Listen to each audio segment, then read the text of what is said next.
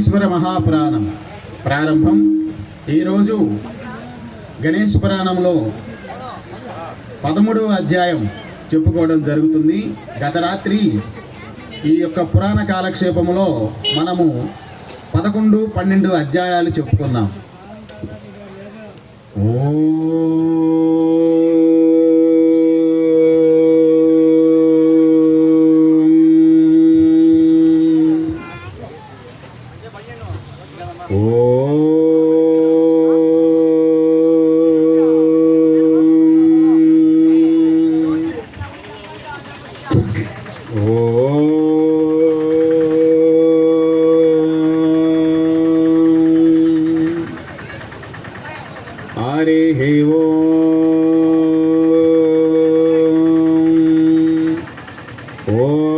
शुक्लां भरधरं विष्णुं शशिवर्णं चतुर्भुजं प्रसन्नवदनं ध्यायेत् सर्वविघ्नोपशान्तये अगजाननपद्मार्कं गजाननमहर्निशम् अनेकदन्तं भक्तानाम् एकदन्तमुपास्महे.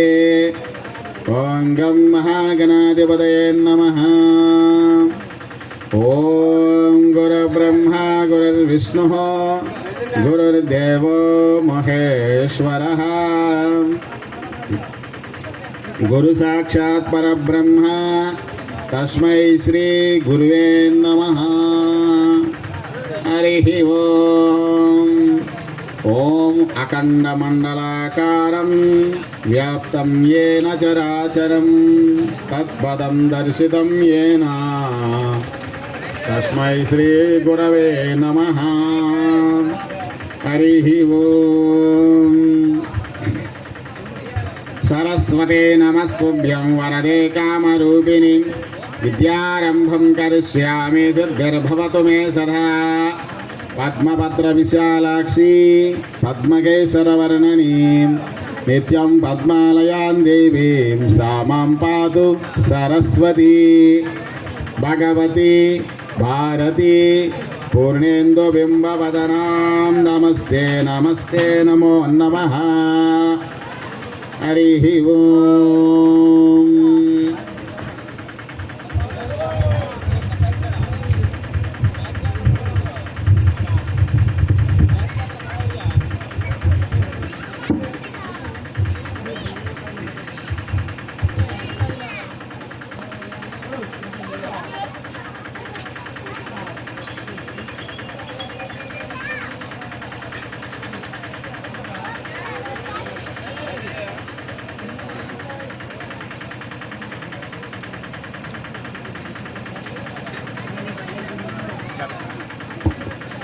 ఓం శ్రీ గణేశాయ నమః. ఓం శ్రీ సరస్వత్యై నమః. ఓం శ్రీ దత్తాయ శ్రీ గురుభ్యో నమో నమః. హరి ఓం.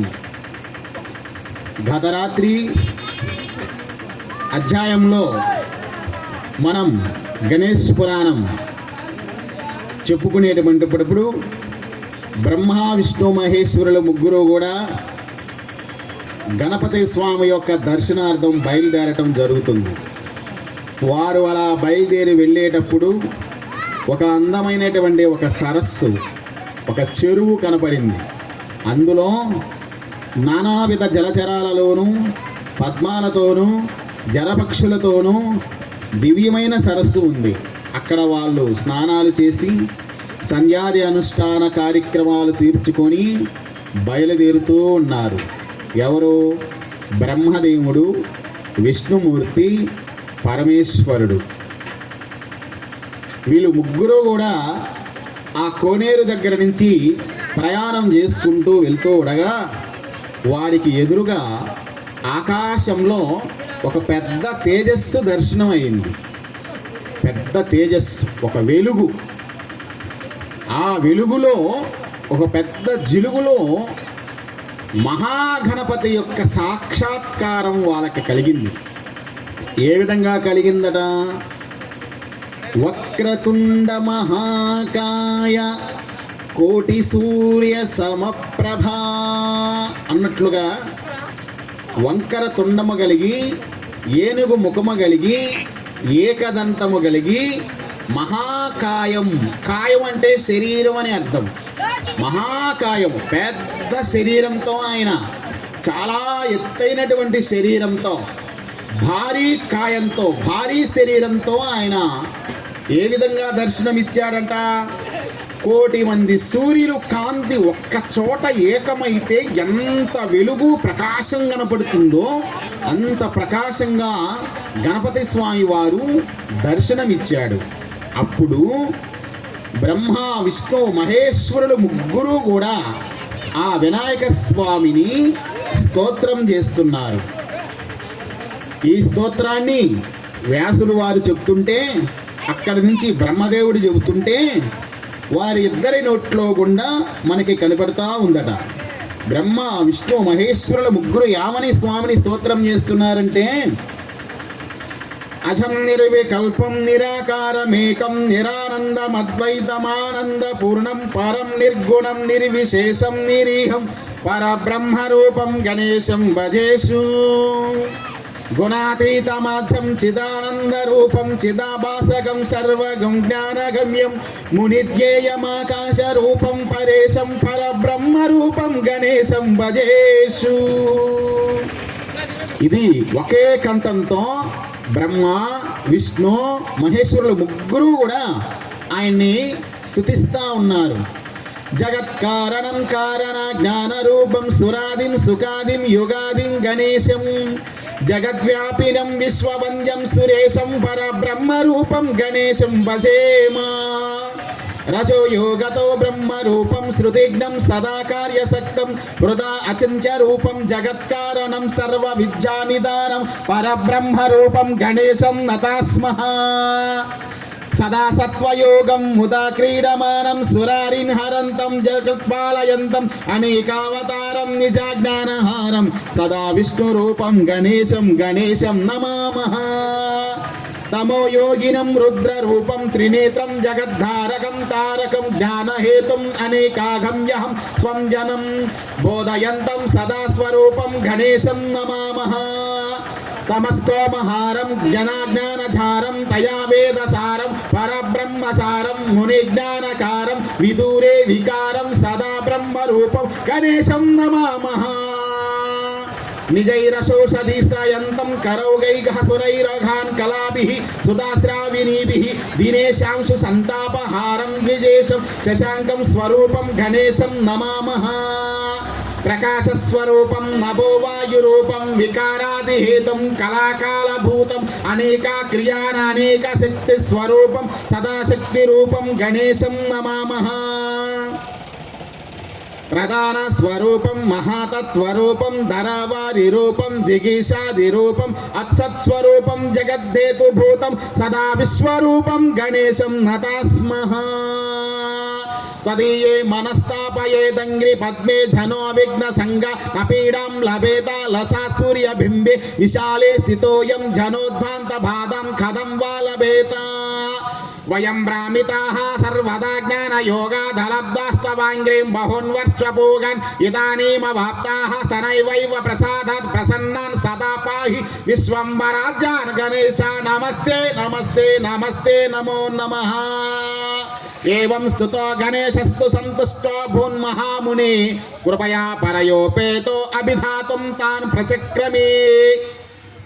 ఇదంతా కూడా వినాయకుడు ఒక్కసారిగా అంత పెద్ద తేజస్సుతో అగపడగానే బ్రహ్మకి, విష్ణువుకి, శివుడికి వాళ్ళ నోటి వెంట ధారాపాతంగా అందరూ ఒకే స్వరంతో గణేశ్వర స్వామిని ఇలా స్తోత్రం చేశారు.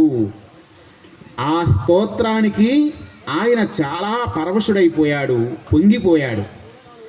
ఆయన ఆ బ్రహ్మ విష్ణు మహేశ్వరులు ముగ్గురినితో మాట్లాడుతున్నాడు. యామని యదర్థం క్లిశితాయాం యదర్థమిహ చాగతాః ప్రీతోహమనయా స్తుత్యావరం మత్తో వృణీతతం కృతంచ మమ యత్ స్తోత్రం భవద్భిః భావితాత్మభిః స్తోత్రరాజమితి ఖ్యాతం భవిష్యతి మమాజ్ఞయా ఇదం యః పఠేత్ ప్రాతరుద్ధాయ ధీమాన్ త్రిసంధ్యం సదా భక్తియుక్తో విశుద్ధః సపుత్రాన్ శ్రియం సర్వకామాన్ లభేత లభేత లభేత పరబ్రహ్మ రూపో భవేదంతర్లకాలే అన్నాడు ఆయన.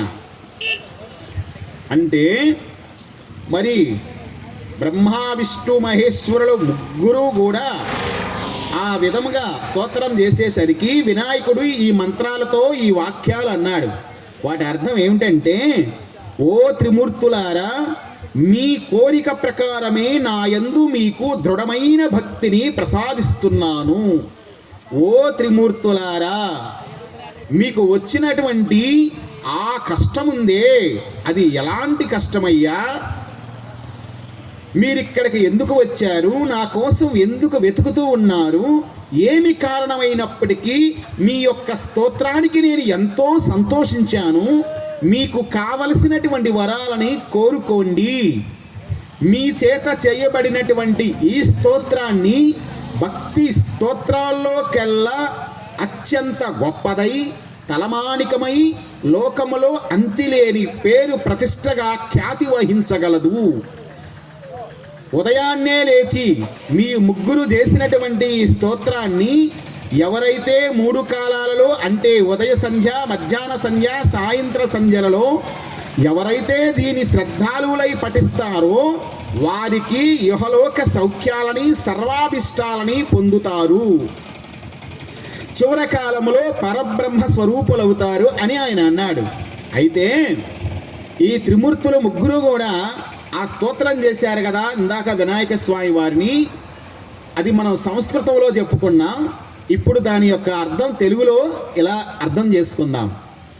త్రిమూర్తులు ఆ యొక్క గణపతి స్వామి ఆకాశంలో దర్శనమివ్వగానే వాళ్ళు ఏమని ఆయన్ని పొగిడారంటే, ఓ స్వామి, ఓ వినాయక, ఓ గణనాయక, ఓ పార్వతీ పతయే అరహర మహాదేవ శంభో శంకర తనయుడా, పవానీనందన, గజానన, వక్రతుండ, శూర్పకర్ణ, మహానుభావ, జన్మ మృత్యువులకి అతీతుడు, నిరాకారము, శుద్ధ అద్వైతము, అనంతము, శాశ్వతుడు పరబ్రహ్మమే నీవు అన్నారు.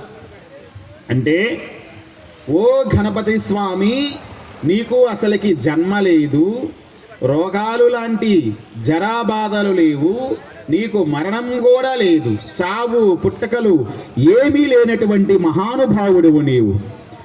నిరాకారుడువు. నిరాకారము అంటే ఆయనకి ఎటువంటి ఆకారము లేదు.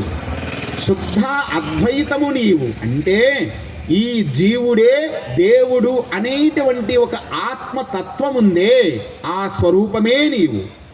అనంతము అంటే అంతము లేని వాడివి. ఇక్కడ దాకుంటాడు స్వామి, అక్కడ దాకుంటాడు అని మొదలు చివరలో లేకుండా ఎంతవరకైతే సంఖ్యా ప్రమాణం ఉందో అంతవరకు కూడా వ్యాపించిపోయి ఉన్నటువంటి వాడా, శాశ్వతమైన ఉన్నటువంటి వాడా, శాశ్వతంగా ఎల్ల లోకముల్లో అన్ని కాలాలలో ఉన్నటువంటి వాడా, ఆ పరిపూర్ణమైన పరబ్రహ్మమే నీవయా. పరమ నిర్గుణుడవు, ఎటువంటి గుణాలు లేనటువంటి వాడవు, నిర్విశేషుడవు, సంకల్పరహితమైన పరబ్రహ్మతత్వమే నీవు. త్రిగుణాతీతుడవు. అంటే సత్వగుణము, రజోగుణము, తమోగుణము, ఈ 3 గుణాలకి అంతుబట్టకుండా అవతల స్థాయిలో ఉన్నటువంటి అతీతుడవు. సృష్టికి ఆదిభూతుడు అయినవో పరమానంద రూప, జ్ఞానానంద రూపమైనవో గణేశ, నీకు మా నమస్కారం అన్నారు వాళ్ళు. తర్వాత గుణాతీతుడవు, పంచభూతాలకి పరమైన ఆది పురుషుడవు, పరమానంద రూపియగు సర్వవ్యాపియగు ఈ వినాయక, ఓ జ్ఞానేశ్వరుడా, నీకు మా నమస్కారం. యోగీంద్రుల చేత, మునుల చేత హృదయాకాశమన ధ్యానించబడే పరమాకాశ రూపుడగు పరబ్రహ్మయగు ఆ గణేశ, నీకు మా నమస్కారం. జగత్కారుణుడవు, సృష్టికి కారణుడవై, జ్ఞానస్వరూపివై, కాలాది చతుర్యుగ స్వరూపునకు దేవగణాలకి ఆది పురుషుడగు ఓ గణేశ, నీకు మా నమస్కారం. సమస్త విశ్వము వ్యాపించిన పరమ పురుషునకు దేవతలచే నమస్కరించ తగినవాడవైన ఓ గణేశ, నీకు మా నమస్కారం. పరతత్వరూపియగు గణేశ, నీకు మా నమస్కారం. త్రిగుణ స్వరూపియగు పరమాత్ముడా, రజోగుణములలో బ్రహ్మస్వరూపము ధరించి సృష్టి కార్యములు నిర్వహించే సమస్త వేదాత్మకుడా, సంకల్ప స్వరూపి, నీకు మా నమస్కారం. ఇవన్నీ మనం ఎందుకు చెప్పుకుంటా ఉన్నామంటే, ఈ గణపతి స్తోత్రం బ్రహ్మ విష్ణు మహేశ్వరులు ముగ్గురు కూడా ఆయన ప్రత్యక్షం అవగానే ఆయన ముందు చదివారు. ఇది ఈ త్రిమూర్తుల చేత స్తోత్రం చేయబడినటువంటి ఈ దివ్య స్తోత్రము ఎక్కడ ఏ ప్రదేశంలో ధ్వనిస్తుందో, ఆ మంత్ర శ్లోకాలు ఎక్కడైతే ధ్వనిస్తూ ఉంటాయో అక్కడ బ్రహ్మ విష్ణువు మహేశ్వరులతో పరివేష్టితుడై వినాయకుడు కూడా ఆ యొక్క నాదం, ఆ స్తోత్రం ఆ ప్రదేశంలో చదవబడే ప్రదేశంలో ఎంతవరకైతే వ్యాపిస్తుందో అంతవరకు ఆ గణపతి స్వామి యొక్క శక్తి వ్యాపించి ఆ యొక్క వైబ్రేషన్స్, ఆ యొక్క దివ్య మంత్ర ప్రభావ తరంగాల చేత ఆ ప్రదేశమంతా కూడా సూక్ష్మరూపమయ దేవతాశక్తులతో నిండిపోయి ఉంటుంది. వినాయక స్వామి యొక్క అనుగ్రహం ఎంతవరకైతే ఈ స్తోత్ర నాదం వినపడుతుందో అంతవరకు ఆయన అనుగ్రహ విశేషము అందరికీ సమానంగా లభిస్తుంది. కాబట్టి ఈ స్తోత్రాన్ని ప్రతి వాక్యాన్ని ఇప్పుడు మనం వివరించుకుంటూ విన్నాం, సంభాషిస్తూ ఉన్నాం, వింటూ ఉన్నాం. ఇది వింటున్నటువంటి మన అందరికీ కూడా ఆ గణపతి స్వామి యొక్క సంపూర్ణ అనుగ్రహము కలుగుగాక. సర్వేషాం శాంతిర్భవతి, సర్వేషాం స్వస్తిర్భవతి, సర్వే జనాః సుఖినో భవంతు, సమస్త సన్మంగళాని సంతు అన్నట్లుగా అందరూ చల్లంగా ఉండాలి, అందరూ సుఖశాంతులతో ఉండాలి, అందరికీ విఘ్నములు తొలగిపోవాలి, అందరి యొక్క సంకల్పాలలో గణేశుడు ప్రతిష్ఠితుడై వాళ్ళ యొక్క మనోవాంఛా ఫలాలకి విజయుడు కావాలి అనేటువంటి సంకల్పంతో మనము ఈ త్రిమూర్తుల యొక్క స్తోత్రాన్ని చెప్పుకుంటూ ఉన్నాము. ఇంకా ఏమంటున్నారు వాళ్ళు ముగ్గురు కూడా? త్రిగుణ స్వరూపయగు పరమాత్ముడా, రజోగుణములో బ్రహ్మరూపము ధరించి సృష్టి కార్యాన్ని నిర్వహించే సమస్త వేదాత్మకుడువు సంకల్ప స్వరూపివి నీవు అన్నాడు బ్రహ్మదేవుడు. ఇక్కడ దేవీ భాగవతం పురాణాన్ని గనక మనం తీసుకున్నట్లయితే అమ్మవారే ఈ ప్రపంచానికి ఆదిశక్తి. ఆమె వల్లనే త్రిమూర్తులు సృష్టించబడ్డారు. ఆమె మాత్రమే బ్రహ్మ విష్ణు మహేశ్వరులకి తగిన శక్తిని మహిమలని ఆ యొక్క పరమాత్మతత్వాన్ని ఆపాదించి వాళ్ళని త్రిమూర్తులుగా నిలబెట్టిందని దేవీ భాగవతం చెప్తుంది. అయితే గణేష్ పురాణం ఏం చెప్తుందంటే ఆ జగన్మాత స్వరూపమే ఈ వినాయకుడు. ఆయన పార్వతీదేవి చందనముతో పసుపుతో ముద్ద చేసి ప్రాణం పోసి నిలపక ముందే ఉన్నాడు. ఆయన లీలామానుష విగ్రహ స్వరూపుడు. బ్రహ్మకి సృష్టి చేసేటువంటి శక్తి, అందరు తలరాతలు రాసేటువంటి శక్తి గణేశుడు వల్లే వచ్చింది అని గణేష్ పురాణం మనకి తెలియజేస్తుంది. విష్ణువు దుష్టులని శిక్షించి మంచి వాళ్ళని కాపాడేటువంటి యొక్క గొప్ప శక్తి. అంటే యదా యదా హి ధర్మస్య గ్లానిర్భవతి భారత అభ్యుత్థాన మధర్మస్య తథాత్మానాం సృజామ్యహం పరిత్రాణాయ సాధూనాం వినాశాయ చ దుష్కృతాం ధర్మ సంస్థాపనార్థాయ సంభవామి యుగే యుగే అన్నట్లుగా పరమాత్ముడకు విష్ణుమూర్తి ఎప్పుడెప్పుడు ఈ లోకములో అధర్మం ఎక్కువైపోయి ధర్మం తక్కువైపోతుందో అప్పుడు ఆయన తన సంకల్పం చేత అనేక అవతారాలతో భూమి మీద సంచరిస్తాడని కదా భగవద్గీతలో కృష్ణ పరమాత్ముడు స్వయంగా అర్జునుడికి చెప్పింది. కాబట్టి ఆ విధంగా అధర్మాన్ని అనగదొక్కి ధర్మాన్ని తిరిగి నెలకొల్పాలి అనేటువంటి శక్తి విష్ణువుకుందే. ఆ విష్ణువులో ఉన్నటువంటి ఆ స్థితికారక శక్తిని ఇచ్చిందే ఈ వినాయకుడు. కాబట్టి బ్రహ్మదేవుడు విష్ణుమూర్తి ఈశ్వరుడికి కూడా వాళ్ళ యొక్క సృష్టి స్థితి లయ ఈ మూడు శక్తులకి కారణమైనటువంటి వాడు ఈ వినాయకుడు. అని మనకి ఈ గణేష్ పురాణం నొక్కి వక్కానిస్తుంది.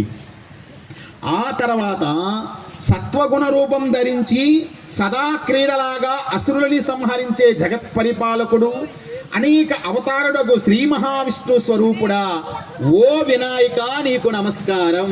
ఇక్కడ జాగ్రత్తగా మనం గమనించాలి.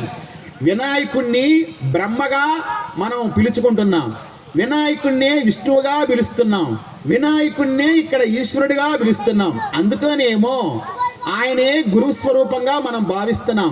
గురు బ్రహ్మ, గురుర్ విష్ణు, గురుర్దేవో మహేశ్వర, గురు సాక్షాత్ పరబ్రహ్మ, తస్మై శ్రీ గురవే నమః అని గురుగీత శ్లోకం చెబుతుంది. దాని అర్థం ఏమిటండి? గురువులోనే బ్రహ్మశక్తి ఉంది, గురువే బ్రహ్మస్వరూపం, గురువే విష్ణు స్వరూపం, గురువే శివస్వరూపం, గురువు సాక్షాత్ పరమాత్మ అండ్ పరబ్రహ్మ, సాక్షాత్ డిటో ఇంకా దైవమే ఆ యొక్క గురువు. తస్మై అలాంటి గురువుకి నమః నమస్కారం పెడుతున్నాను. ఏ గురువు అయితే బ్రహ్మస్వరూపంగా, విష్ణు స్వరూపంగా, శివస్వరూపంగా, సాక్షాత్తు పరమాత్మ స్వరూపంగా వెలుగుతున్నాడో అలాంటి గురువుకి ఆ యొక్క త్రిమూర్తుల అనుగ్రహం మాకు వారి ద్వారా కలగాలని మేము నమస్కారం పెడుతున్నామని గురుగీత శ్లోకం చెప్తుంది. సో అదేవిధంగా గురుస్వరూపమైనటువంటి గణపతికి కూడా ఈ బ్రహ్మ విష్ణు మహేశ్వరులు అందరూ కూడా, ఈ ముగ్గురు కూడా ఆయన్ని సాక్షాత్తు విష్ణుమూర్తి స్వరూపంగా భావించి స్తోత్రం చేశారు, సాక్షాత్తు బ్రహ్మదేవుడి స్వరూపంగా భావించి స్తోత్రం చేశారు. తమోఘన ప్రధానుడు యోగి స్వరూపివైన త్రినేత్రుడగోవో రుద్రదేవ మీకు నా నమస్కారం. రుద్రుడు రూపములో ఉన్నవో గణపతి మీకు మా నమస్కారం. త్రిగుణాలకి అతీతమైన పరమ ఆకాశ స్వరూపమైన తారకాసుర తారకపద బ్రహ్మమగువో సచ్చిదానంద జ్ఞాన స్వరూపుడా, మా హృదయగత అజ్ఞానపు చీకటిని పారద్రోలు సమస్త దేవస్వరూపుడా, ఓ నిర్వికారుడా, ఓ పరబ్రహ్మరూప నీకు నమస్కారం. ఇక్కడ ఏమన్నాడు? హృదయగత అజ్ఞానపు చీకట్లను పారద్రోలు సమస్త దేవస్వరూపుడా అన్నాడు. ఎవరు? శివుడు. అంటే మానవుడు ఏదైనా ఒక జీవి ఈ సృష్టి పుట్టినప్పటి నుంచి ఇప్పటిదాకా కోట్లాను కోట్ల జనములు ఎత్తుతూ తానెవరో తెలుసుకోకుండా సంసారం అనేటువంటి రుణబంధాలలో చిక్కుకొని పూర్వశేష రుణాలని తీర్చుకోవడానికి మరలా ఈ భూమి మీద అవతరిస్తూ ఉంటుంది. ఒక ఉదాహరణ, పునరపి జననం పునరపి జననం పునరపి మరణం పునరపి జనని జఠరే శయనం భజ గోవిందం భజ గోవిందం గోవిందం భజ మూఢమతే అన్నాడు ఆది శంకరాచార్యులు వారు. ఈ జీవుడు పునరపి జననం, మరలా ఈ భూమి మీద పుట్టుతూనే ఉన్నాడు, పుట్టిన ప్రతిసారి మరణిస్తూనే ఉన్నాడు. అంటా మరణిస్తే అయిపోతుందని, మరణిస్తే ఏమీ కాదండి. మరణిస్తే కాస్త జీవుడి యొక్క ప్రయాణానికి కొంచెం విశ్రాంతి కలుగుతుంది అంతే. ఆ తర్వాత అక్కడి నుంచి మరలా ఇంకొక దేహంలోకి, ఇంకొక శరీరములోకి ఈ ఆత్మస్వరూపం వెళ్ళక తప్పదు. ఇవి వేదాలు శాస్త్రాలు ఘోషిస్తున్నాయి.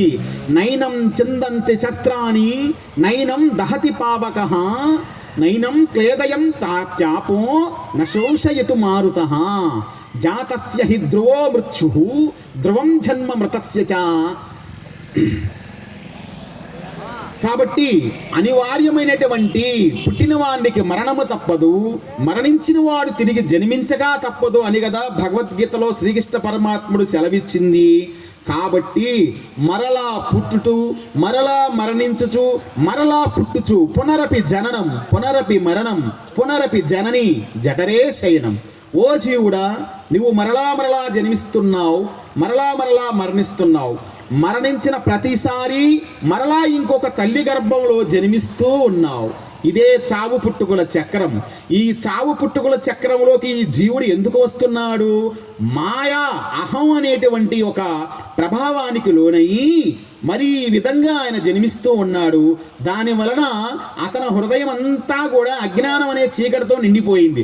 అలాంటి అజ్ఞానం అనే చీకటిని పారద్రోలి నేను ఈ శరీరాన్ని కాను, నేను ఆత్మస్వరూపాన్ని, నాకు చావు పుట్టుకలు లేవు, కేవలం ఇది నా అహంభావం వలన నేనే ఈ శరీరం, ఈ శరీరమే నేను, నాదే ఈ శరీరం, ఈ శరీరమే నేను అనే అహంభావం వలన మరలా ఈ జీవుడు పుడతా ఉండటానికి కారణం ఏదైతే ఉందో ఆ మాయని తొలగించేటువంటి ఓ గణపతి అని అంత అర్థం ఉందండి ఆ ఒక్క వాక్యంలో. శివుడు ఒక్క వాక్యం అన్నాడు, ఏమని? హృదయంలో ఉన్నటువంటి చీకట్లను పారద్రోలు వాడా, మాయ తెరలని తెంచేసినటువంటి వాడా, ఓ గణపతి మీకు మా నమస్కారం అన్నాడు కదా. దాంట్లో అంత అర్థము దాగి ఉంది. సమస్త సృష్టికి పుష్టినిచ్చే అమృత వర్షంతో ఔషధాలను పెంచి పోషించే ఓ సోమాత్మకుడా మీకు నా నమస్కారం. సంవత్సర స్వరూపముకు కాలచక్రానికి ఇరుసుగా ఉండి ఉగాది మాస పర్యంతము కాలచక్రాన్ని తిప్పే సూర్యనారాయణ స్వరూపుడా మీకు మా నమస్కారం. అంటే భూమి గుండ్రంగా తిరగటానికి సూర్యుడు ఉదయం తూర్పున మరి వికసించి సాయంత్రం సంధ్యా సమయములో పడమర దిక్కున అస్తమించినట్లుగా చేసేటువంటి గమన శక్తిని అన్నీ కూడా వినాయకుడి యొక్క సంకల్పము చేతనే జరుగుతూ ఉన్నవని అర్థము. ఆ విధముగా రాత్రి పగళ్ళు సూర్య భగవానుడి చేత నడిపిస్తూ ఉన్నటువంటి ఓ స్వామి మీకు మా నమస్కారం. ప్రకాశ స్వరూపం కలిగి ఉండి, జ్యోతిస్వరూపము కలిగి ఉండి, గ్రహ తారక నక్షత్ర రూపవాలను ఉన్నటువంటి దేవా మీకు మా నమస్కారం. సదా విశ్వరూపి అనేకానేక శక్తి స్వరూపం ధరించి సృష్టిగా ఏర్పడి జగద్రూపియగు ఓ పరమాత్ముడా మీకు మా నమస్కారం. తాను సృష్టించిన జగత్తుకు అతీతుడివై ఉండిన ఓంకార రూపమా, పంచభూతాలకు అతీతమైన మహాతత్వ రూపి, సమస్త దిక్కులు దేవతలు కాలము కర్మము మొదలైన ఈ జగత్తుకి కారణభూతుడా మీకు మా నమస్కారం. సదా విశ్వరూపం ధరించి సృష్టి రూపములో ప్రత్యక్షమయ్యి ప్రళయకాలంలో ఈ లోకమంతా కూడా నీలో లీనం చేసుకునే ఓ పరమాత్మ స్వరూపుడా ఓ గణేశ, ఓ వినాయక నీకు నమస్కారం. నీ యొక్క పాద పద్మాల మీద దృఢమైన చిత్తాన్ని కలిగిన వారికి వారి పుణ్యబలం చేత ఎవరికా అదృష్టం కలుగుతుందో అలాంటి వారి సమస్త విఘ్నాలని తొలగించేవాడా, సమస్త పీడల నుండి రక్షించే సూర్యమండల స్థితుడైన ఓ తేజస్వరూప మీకు మా నమస్కారం. నీ అనుగ్రహం లేనినాడు అజ్ఞాన భ్రమ ప్రమలకు లోనుగానై వేల సంవత్సరములు నీకై వెతికినా కనిపించని మాయాస్వరూపుడా, శరణాగతుడైన భక్తుని హృదయంలో నీ దయతో ప్రత్యక్షమయ్యే అనుగ్రహ స్వరూపుడా, ఓ ఆది పురుష, ఓ విఘ్నేశ్వర, ఓ సృష్టికర్త, ఓ విశ్వంబర నమో నమో నమస్తే నమస్తే నమస్తే నమస్తే నమః. నమస్కారాలు నమస్కారాలు పునః పునః మళ్ళా మీకు మా సాష్టాంగ నమస్కారాలు, ఇవే మా దండాలు అని బ్రహ్మ విష్ణు మహేశ్వరులు ముగ్గురు స్తోత్రం చేయగానే లోకములో ఉన్నటువంటి యక్ష గరుడ గంధర్వ కిన్నెర కింపురుష సిద్ధ సాధ్య ఋషి పరమహంస యోగి గణాలు అన్నీ కూడా అక్కడికి గణేశుడి యొక్క సంకల్ప మాత్ర ప్రభావం చేతనే ఆకాశమంతా నిండిపోయి ఉన్నాయి. వాళ్ళందరూ కూడా గణేశ్వర స్వామికి హారతలిస్తున్నారు, స్తోత్రాలు చేస్తున్నారు. అప్పుడు గణేశుడి యొక్క స్వరూపం ఎలా ఉందట? 1000 చేతులు కలిగినటువంటి స్వామి, 1000 పాదములు కలిగినటువంటి స్వామి, 1000 శిరస్సులు కలిగినటువంటి స్వామి, అఖిలాండ కోటి బ్రహ్మాండ నాయక, కోటి సూర్యులు ఒక్క చోట చేరిచే ఎంత వెలుగు ప్రకాశమై వెలుగుతుందో అంత మహోజ్వల స్వరూపముగా స్వామి ఎర్రటి దేహంతో, ఎర్రటి నిప్పు కణికల్లాంటి కండ్లతో, ఏకదంతంతో, తుండముతో, భూమి మీద నుంచి ఆకాశమంతా ఎత్తుగలిగిన భారీ కాయ శరీరంతో ఆయన మరి నిలబడి ఉండగా ఈ బ్రహ్మ విష్ణు మహేశ్వరులు ముగ్గురు చేసినటువంటి ఈ స్తోత్రానికి ఆయనకి చాలా సంతోషం అయిపోయింది. సంతోషం అయిపోయి బ్రహ్మదేవుడి కళ్ళు చూసి ఒక చిరునవ్వు నవ్వాడు, విష్ణుమూర్తి కళ్ళు చూసి ఒక చిరునవ్వు నవ్వాడు, శివుడి కళ్ళు చూసి ఒక చిరునవ్వు నవ్వాడు ఆ వినాయకుడు. నవ్వి ఏమంటున్నాడంటే ముగ్గురిని ఉద్దేశించి ఇలా మాట్లాడుతున్నాడు ఆయన వినాయకుడు. ఏమని మాట్లాడుతున్నాడు? ఓ త్రిమూర్తులారా, మీకు కష్టం వచ్చిందని చెప్తున్నారు. నాకు ఎలాంటి కష్టం? అది మీరిక్కడ ఎందుకు వచ్చారు? కారణం ఏమిటి? ఏమి కారణమైనప్పటికీ మీ యొక్క స్తోత్రం చేశారే, ఇప్పుడు నన్ను పొగిడారే, ఇది నాకు ఎంతో సంతోషాన్ని ఇచ్చింది. మీకు ఏం వరాలు కావాలో కోరుకోండి, అనుగ్రహిస్తాను. మీ చేత చేయబడినటువంటి ఈ భక్తి పూర్వకమైన ఈ స్తుతి స్తోత్రాల్లోకెల్లా తలమానికమై లోకములో అంతిలేని ఖ్యాతి వహించగలదు.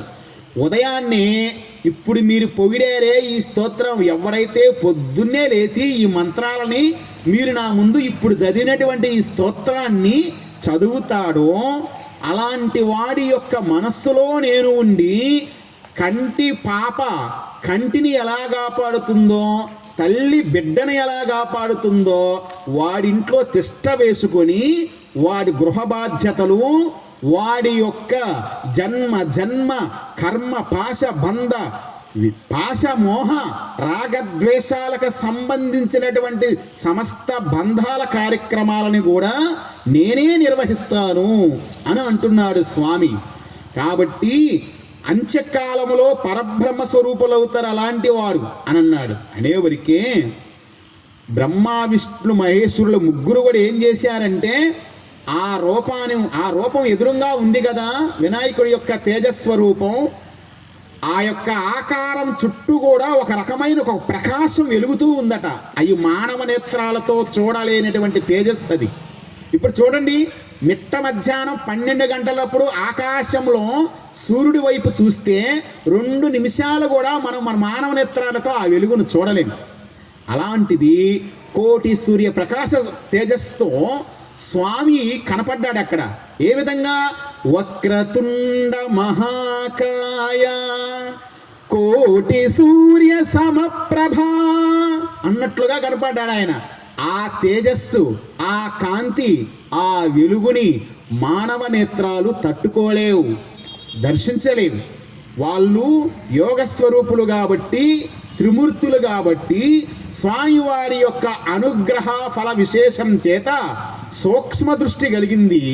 ఆ సూక్ష్మ దృష్టితో, ఆ యోగ దృష్టితో ఆ యొక్క స్వామివారి స్వరూపాన్ని చూస్తూ, స్వామివారి పాదాలు కింద భూమండలాన్ని దాకి ఉన్నాయి.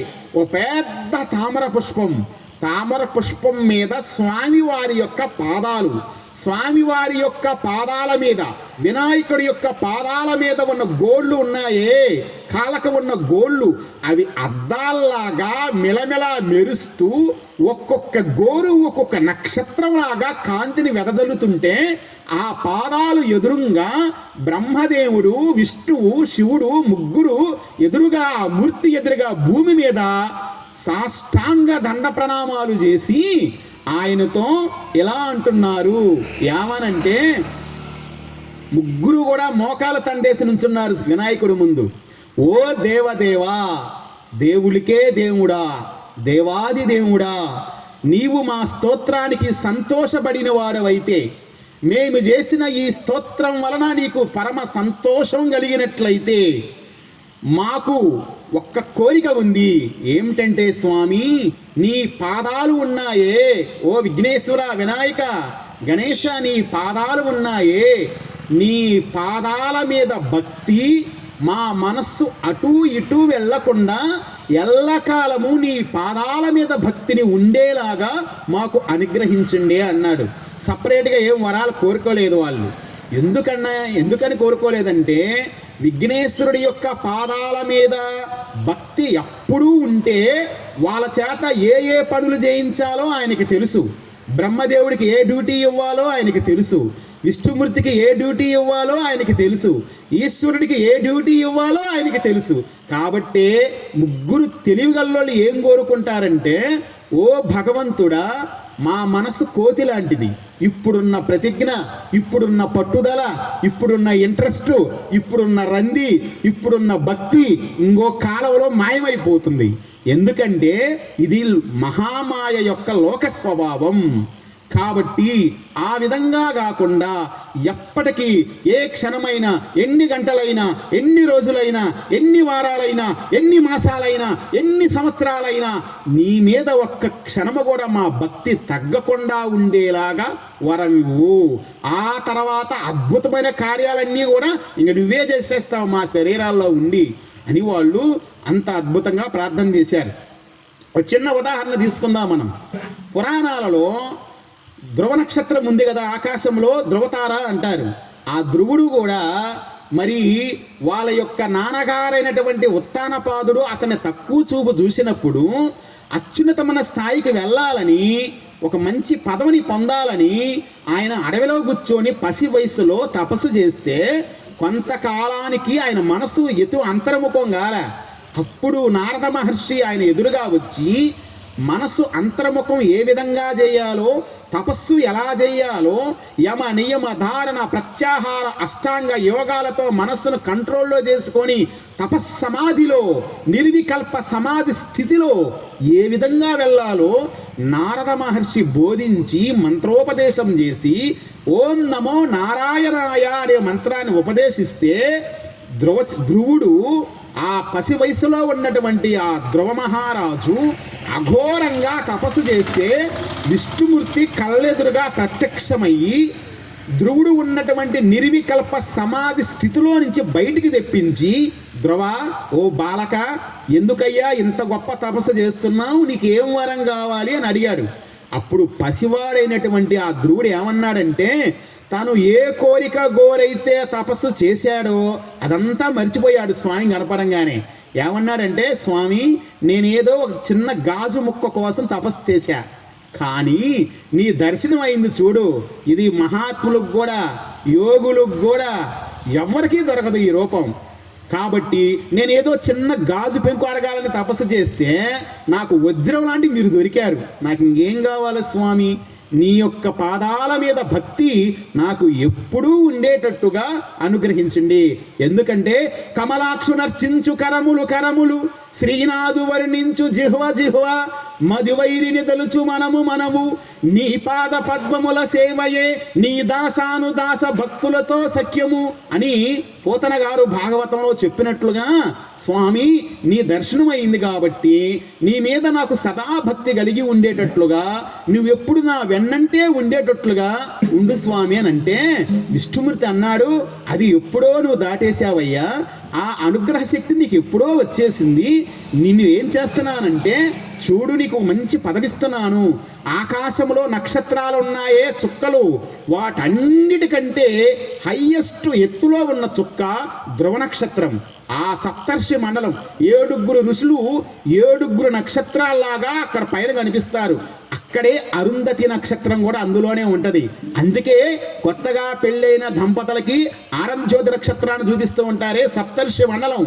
అందులో ధ్రువ అనే పేరుతో ఒక నక్షత్రం లాగా ఎల్లకాలము సూర్యుడు చంద్రుడు నక్షత్రాలు ఉన్నంత వరకు అందరికంటే హైయెస్ట్ స్థితిలో నువ్వు ఉంటావు నాయన అని ఆయన వరాన్ని అనుగ్రహించాడు.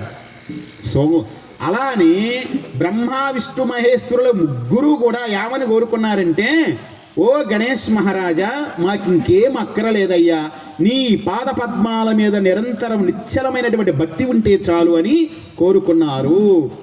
ఓ దేవాది దేవా, కాబట్టి నీ యొక్క పాదాల మీద విస్మృతి లేని అనన్య భక్తిని ప్రసాదించు. అంతేగాక మేము చేయవలసిన కర్తవ్యాన్ని మాలో ఉండి నీవే నడిపించుకో, ఇదే మా కోరిక అన్నారు. త్రిమూర్తుల మాటలు విన్న వినాయకుడు ఏమన్నాడంటే, ప్రసన్నుడైపోయాడు. ఓ త్రిమూర్తులారా, మీ కోరిక ప్రకారమే నా యందు మీకు దృఢభక్తిని ప్రసాదిస్తున్నాను. మహత్తరమైన విఘ్నాలన్నిటినీ మీరు దాటగలరు. మీకు ఘనమైన కీర్తి కలిగేందుకు మీకు వేరు వేరు బాధ్యతలని అప్పగిస్తున్నాను అంటూ వారికి ఇలా వరాలని అనుగ్రహించాడు. ఓ బ్రహ్మదేవా, నీకు నేను ఇస్తున్న డ్యూటీ ఏంటంటే, ఈ లోకములో జీవుల్ని పుట్టిస్తూ ఉండాలి. వాళ్ళ నొసటన తలరాత రాసి సకల జీవులని 84 లక్షల రకాల జీవరాశులు ఉన్నాయి ఈ సృష్టి మొత్తం మీద. ప్రాణంతో ఉన్న జీవులు, అందులో కొన్ని ఆకాశంలో తిరిగేయి, నేలలో తిరిగేయి, గాలిలో వైరస్లాగా, బ్యాక్టీరియాలాగా, సూక్ష్మ రూపంలాగా తిరిగేయి, కంటికి కనపడే జీవులు, కంటికి కనపడని జీవులు, మరి శరీరం బయట లోకం చుట్టూ ఉన్న జీవులు, శరీరం లోపల చిన్న చిన్న బ్యాక్టీరియా వైరస్ రూపంలో ఉన్న జీవులు, ఇవన్నీ కూడా 84 లక్షల రకాలట. 84 lakhs, 84 లక్షల రకాల జీవులు. ఒక్కొక్క రకానికి కొన్ని కోట్ల జీవులు ప్రతి క్షణం ప్రతి సెకను పుడతా ఉన్నాయి, మరణిస్తూ ఉన్నాయి, మరలా పుడతా ఉన్నాయి, మరలా మరణిస్తూ ఉన్నాయి. ఈ రకమైన జీవుల్ని పుట్టించే బాధ్యత నీవు తీసుకుంటావు బ్రహ్మదేవా. నీవు ఈ లోకానికి నిన్ను వాడుకుంటున్నా, నేను నీకు ఈ డ్యూటీ ఇస్తున్నా, ఈ డ్యూటీ నీకు ఇస్తుందే నేను అని వినాయకుడు తన నోటి ద్వారా చెప్పి బ్రహ్మదేవుడికి ఆ సృష్టిని పరిపాలించే బాధ్యతని అప్పుడు అప్పగించాడట. ఇది గణేష్ పురాణం నొక్కి చెప్తుంది. తర్వాత విష్ణుమూర్తిని ఏమన్నాడంటే, ఓ విష్ణువా, బ్రహ్మదేవుడు సృష్టి చేసిన తర్వాత అనేక రకాల జీవులు ఈ లోకంలో తిరుగుతూ ఉంటాయి కదా, అందులో ధర్మము అధర్మం అనేవి 2 ఉంటాయి ఈ లోకం మీద. అధర్మం పెరిగిపోయినప్పుడు, అన్యాయం పెరిగిపోయినప్పుడు, న్యాయం తగ్గిపోయినప్పుడు, భక్తులందరూ కూడా దుర్మార్గుల వలన బాధపడుతున్నప్పుడు, భక్తులు ఏమి చెయ్యలేక దేవుడా ఎక్కడున్నావు అని పిలిచినప్పుడు ఆ దుర్మార్గులని చంపివేసి అధర్మాన్ని తుంచివేసి మంచి వాళ్ళని కాపాడటానికి, ధర్మాన్ని నిలబెట్టడానికి నువ్వు అవతరిస్తావు. ఆ శక్తి నీకు నేనే అనుగ్రహిస్తున్నాను అన్నాడు వినాయకుడు. ఈశ్వరుడి కళ్ళు తిరిగాడు. ఓ పరమేశ్వర, ఓ మహానుభావుడా, బ్రహ్మదేవుడు పుట్టిస్తే విష్ణుమూర్తి పరిపాలన చేస్తే నీవు జీవులన్నీ కూడా చనిపోయిన తర్వాత నీవు ఆ శ్మశానంలో ఉండి వచ్చే యొక్క భస్మీపటలమైనటువంటి ఆ భస్మములో ఉన్న ఆ జీవులు అన్నిటినీ కూడా నీవు లయం చేసుకుంటావు, నీలోనే లయం చేసుకుంటూ ఉంటావు. వాళ్ళకి పరమ జ్ఞానాన్ని ప్రసాదిస్తావు. అవసరమైతే వాళ్ళకి మరణం లేకుండా ఎల్లప్పుడూ ఎన్ని కోట్ల సంవత్సరాలైనా ఆ చంద్ర తారార్క స్థాయి భూమి ఉన్నంత వరకు, నక్షత్రాలు ఉన్నంత వరకు చావు అనేది వాళ్ళ రాకుండా మృత్యుంజయ శక్తి స్వరూపాన్ని కూడా నువ్వు ఇవ్వగలిగే శక్తి నీకు నేను ఇస్తున్నాను అని ఈశ్వరుడికి లయకారక బాధ్యతలని ఆయన అప్పచెప్పాడు. ఓ వ్యాసమునీంద్ర, కాబట్టి నాకు సకల లోకాలను సృష్టి చేయగల శక్తి సామర్థ్యాలని, వేద శాస్త్ర పురాణాది సకల విద్యలని ఆదరంతో ఆ గణేశుడే నేర్పాడు. ఎక్కడ మనం ఒక విషయం గమనించాలి. బ్రహ్మదేవుడు పదవి, విష్ణుమూర్తి పదవి, ఈశ్వరుడు పదవి అవి శాశ్వతమైన పదవులు కాదు. వాటికి కూడా ఒక టైం లిమిట్ ఉంటుంది. ఒక టైం వచ్చిన తర్వాత బ్రహ్మదేవుడికి కూడా ఆయుష్ అయిపోద్దట, విష్ణుమూర్తికి కూడా ఆయుష్ అయిపోద్దట, ఈశ్వరుడికి కూడా ఆయుష్ అయిపోద్దట. మళ్ళా సృష్టి ప్రారంభమైనప్పుడు అంతకుముందు ఏ జీవులైతే అత్యంత తపస్సులు చేసి అమితమైనటువంటి పుణ్యాన్ని, తపశ్శక్తిని సంపాదిస్తారో వాళ్ళకి మళ్ళా ఆయా పదవులు లభిస్తాయట. ఇప్పుడు మనం చూడండి, మనకి 24 గంటల టైం ఉంది ఒక రోజుకి. బ్రహ్మదేవుడికి 24 గంటలు గడవాలంటే 860, 432 డబల్ చేయండి. 432 డబల్ చేస్తే 864 కోట్ల సంవత్సరాలు మన మానవ కాలంలో జరిగితే బ్రహ్మదేవుడికి ఒక డే, ఒక్క రోజు, ఒక్క 24 గంటలు. ఎందుకంటే 432 కోట్ల సంవత్సరాలు ఆయన దృష్టిలో పగలు. ఆయనకి ఒక పగటపూట గడవాలంటే 432 కోట్ల సంవత్సరాలు ఈ భూమి మీద జరగాలి. అంటే ప్రతి 432 కోటి సంవత్సరాలకి ప్రళయం సంభవిస్తుంది. బ్రహ్మదేవుడు మెలకువతో ఉన్నప్పుడే ఈ లోకమంతా ఉంటుంది. ఎంత కాలమైతే ఈ లోకం ఉంటుందో అంతకాలం మళ్ళా చీకటిగా నీళ్ళతో నిండిపోయి ఉంటుంది. అదే ప్రళయం. మళ్ళా ఇంకొక 432 కోట్ల సంవత్సరాలు ఆయన హాయిగా నిద్రపోతాడు. సృష్టి మొత్తము కూడా దేవుడి యొక్క శరీరంలో లీనమైపోయి ఉంటుంది. నా అనేవాళ్ళు ఉండరు, ఒక పరమాత్ముడు తప్ప. అది అట్టి స్థితి అన్నమాట. మరి బ్రహ్మదేవుడి యొక్క ఆయుష్లో, ఆయన యొక్క ఆయుర్దాయములో 12 గంటల టైములో, అంటే 432 కోట్ల సంవత్సరాల టైములో మనం ఎన్నిసార్లు పుడుతున్నామో, ఎన్నిసార్లు దస్తున్నామో, ఎన్ని జన్మలు ఎత్తామో, ఇప్పటికీ ఇంకా ఎన్ని జన్మలు ఎత్తాలో ఆ బ్రహ్మదేవుడికే ఎరుక. కాబట్టి ఇంత దీర్ఘమైనది వీటనే దివ్య వర్షములు అంటారు. కాబట్టి మరి 864 కోట్ల సంవత్సరాలే బ్రహ్మదేవుడికి ఒక రోజైతే, అలాంటి రోజులు, అలాంటి కోట్ల సంవత్సరాలు ఎన్నైతే ఆయనకు ఒక వారం కావాలా? ఎన్ని కోట్ల సంవత్సరాలు అయితే ఆయనకు ఒక నెల కావాలా? ఎన్ని కోట్ల సంవత్సరాలు అయితే ఆయనకు ఒక సంవత్సరం కావాలా? అలాంటి కోట్ల సంవత్సరాలు ఎన్నైతే ఆయనకు 100 సంవత్సరాలు నిండాలా? కాబట్టి చూడండి, ఇది మొత్తము కూడా దేవతా లెక్కలన్నమాట. కాబట్టి అంతకాలం దీర్ఘాయుష్యుని, వాళ్ళ యొక్క లోకభారాన్ని మరి ఈ విఘ్నేశ్వర మహారాజే వాళ్ళకి అంతటా ఆయుర్దాయాన్ని ప్రసాదించాడని ఇక్కడ మనకి గణేష్ పురాణం చెప్తా ఉంది. కాబట్టి బ్రహ్మదేవుడు వ్యాసుడితో చెప్తున్నాడు. ఎందుకంటే వ్యాసుడు ఇక్కడ ఆ వేదాలనన్నీ మర్చిపోయాడు కదా. మొన్న 2 రోజుల క్రితం మనం చెప్పుకున్నటువంటి 10వ అధ్యాయంలో 18 పురాణాలు రాశాడు. ఆ జ్ఞానం అంతా ఆయన మర్చిపోయాడు కదా. కారణం ఏందో తెలియక బ్రహ్మదేవుడి దగ్గరకు వచ్చాడు కదా. అప్పుడు బ్రహ్మ వ్యాసుడు ఇద్దరు కదా మాట్లాడుకుంటా ఈ స్టోరీ చెప్పుకుంటా ఉంది. కాబట్టి మళ్ళా మనం అక్కడికి వచ్చేసాం. అప్పుడు బ్రహ్మదేవుడు ఏమంటున్నాడంటే, ఓ వ్యాసమునింద్ర, నాకు సకల లోకాలలోనూ సృష్టి చేయగల శక్తి సామర్థ్యాలని, వేద శాస్త్ర పురాణాది సకల విద్యలని ఆదరంతో ఆ వినాయకుడే నేర్పాడు. అలాగే విష్ణుమూర్తికి యోగం వలన స్వేచ్ఛారూపములగు దాల్చగలుగు రుద్రునికి ఏకాక్షర షడక్షర గణపతి మంత్రాలని, సర్వాగమాలని, సంహార శక్తిని ఆయన ప్రసాదించాడు. ఇక్కడ చూడండి, ఈశ్వరుడికి వినాయకుడు తన ఏకాక్షర మంత్రం, తన 6 అక్షరాల మంత్రం, అలానే అన్ని వేదాలని, అలానే ఈ ప్రపంచాన్ని మొత్తం కూడా నాశనం చేయగలిగినటువంటి సంహార శక్తిని కూడా ఆయనే ప్రసాదించాడు. అలాగే అప్పుడు నేను దీన మనస్కుడినై త్రిలోకాధిపతి, జగత్తకే గురుత్వం వహించిన వాడు, వరప్రదాత అయినటువంటి ఆ వినాయకుని ఎదుట దోసిలు యొగ్గి, అంటే ఇలా 2 చేతులు ఒక దగ్గరకు పెట్టి దండం పెట్టి, ప్రభు, నాకు సృష్టి చేయగల శక్తితో పాటు సామర్థ్యాన్ని, ఏ రూపాలని, ఎక్కడెక్కడ ఏ జీవిని ఎలా పుట్టించాలో, ఏ జీవికి ఏ శరీర భాగాలు అమర్చాలో, ఏ జీవికి తలరాతులు ఎలా రాయాలో, ఏ జీవికి ఆయుష్షు ఎంతకాలం వాళ్ళ పుణ్యం, వారి యొక్క పుణ్యకర్మలను బట్టి, వారి యొక్క పాపకర్మలను బట్టి వారిని ఏ జన్మలో దించాలో, వారిని ఏ జంతువులో పడేయాలో, ఏ మనిషికి వారిని జన్మింపజేయాలో, ఏ కుటుంబంలో ఆ జీవుని పుట్టించాలో, ఈ శక్తులన్నీ కూడా నీవు ఇవ్వాలి స్వామి. అప్పుడు మాత్రమే నేను ఈ సృష్టి చేయగలను, ఈ సృష్టిని నడిపించగలను అని బ్రహ్మదేవుడి గణేశుడిని ప్రార్థిస్తాడు. అప్పుడు వ్యాకుల చిత్తంతో మదనపడుతున్న నాకు దివ్యాదృష్టిని అనుగ్రహించాడు ఆ వినాయకుడు. నన్ను తన ఉచ్ఛ్వాసం ద్వారా ఉదరలోకంలోకి లాక్కున్నాడు. ఇక్కడ చూడండి, స్వామివారు వినాయకుడు బ్రహ్మదేవుడు ఎప్పుడైతే అలా అన్నాడో వెంటనే దివ్య దృష్టి ప్రసాదించాడు. దివ్య దృష్టి అంటే అపారమైనటువంటి యోగ దృష్టి అన్నమాట. ఈ సృష్టికి అతీతమైనటువంటి చూపు. ఆ చూపు చూసి ఒక్కసారిగా వినాయకుడు గట్టిగా గాలి పీల్చాడండి. గట్టిగా గాలి పీల్చేవరకే ఆ పీల్చే శ్వాసతో పాటే ఈ బ్రహ్మదేవుడు వినాయకుడి యొక్క ముక్కులో గుండా లోపలికి పోయి ఆయన యొక్క పొట్టలోకి వెళ్ళిపోయాడట. అది అక్కడ జరుగుతుంది.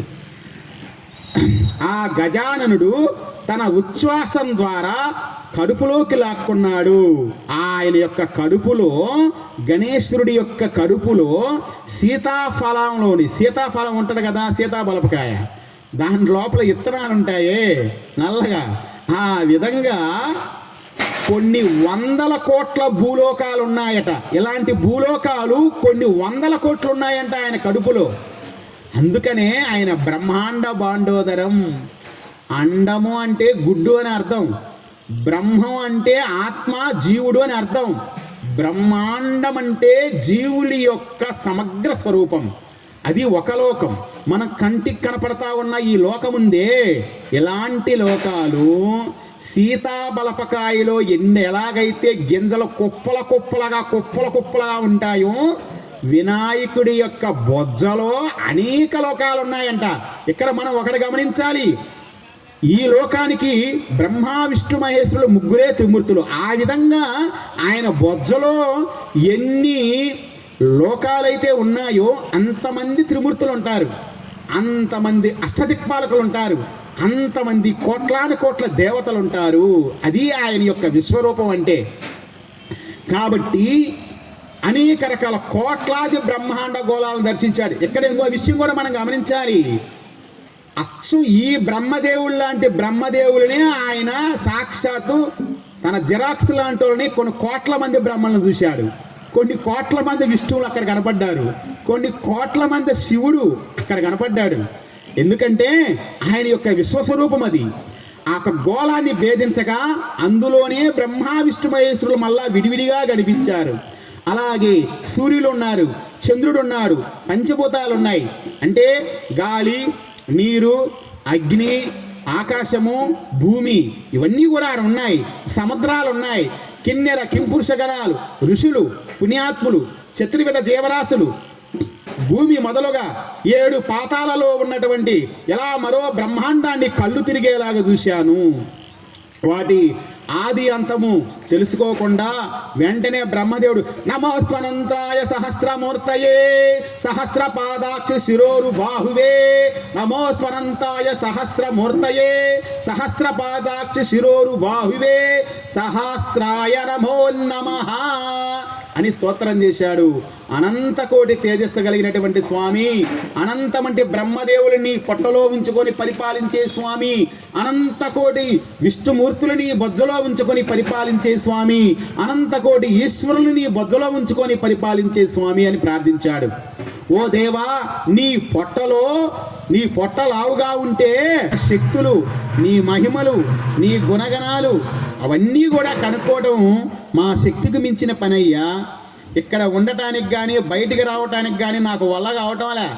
ఒక్కసారిగా బ్రహ్మదేవుడు ఎప్పుడైతే బ్రహ్మదేవుడిని వినాయకుడు తన ముక్కు గాలి ద్వారా లోపలికి బీడిచి తన బొజ్జలో పడేశాడో ఆయనకి మైండ్ పోయింది. అక్కడ కొన్ని కోట్లాను కోట్ల లోకాలను చూస్తున్నాడు, సముద్రాలను చూస్తున్నాడు, మరి సప్తకుల పర్వతాలను చూస్తున్నాడు. ఆశ్చర్యమైపోతుంది, ఎట్లా తప్పించుకొని మళ్ళా నా లోకానికి నేను రావాలా అనేది ఆయనకి అర్థం కావట్లేదట.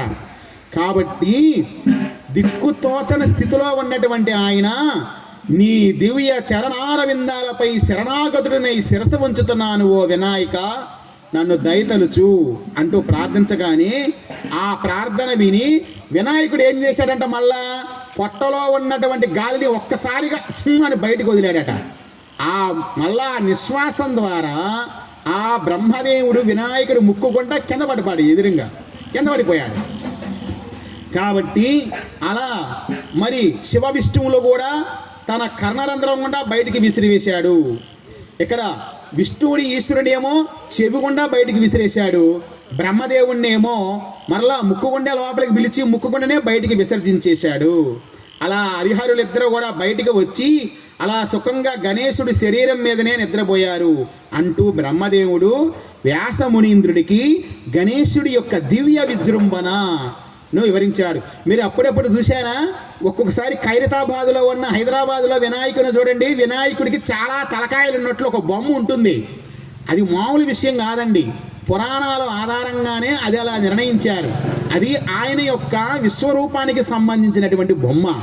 నమోస్త్వనంతాయ సహస్రమూర్తయే సహస్రపాదాక్ష శిరోరుబాహువే, నమోస్త్వనంతాయ సహస్రమూర్తయే సహస్ర కోటి యుగధారిణే నమః అంటే అనేక కోట్ల యుగాలుగా నిలిచి ఉన్న స్వామి, అనేక తలలు కలిగినటువంటి స్వామి, అనేక వేల ముఖాలు కలిగినటువంటి స్వామి, అనేక వేల భుజాలు కలిగినటువంటి స్వామి, అనేక వేల నేత్రాలు కలిగినటువంటి స్వామి, పాదాలు కలిగినటువంటి స్వామి, ఓ వినాయక నీకు మా నమస్కారం.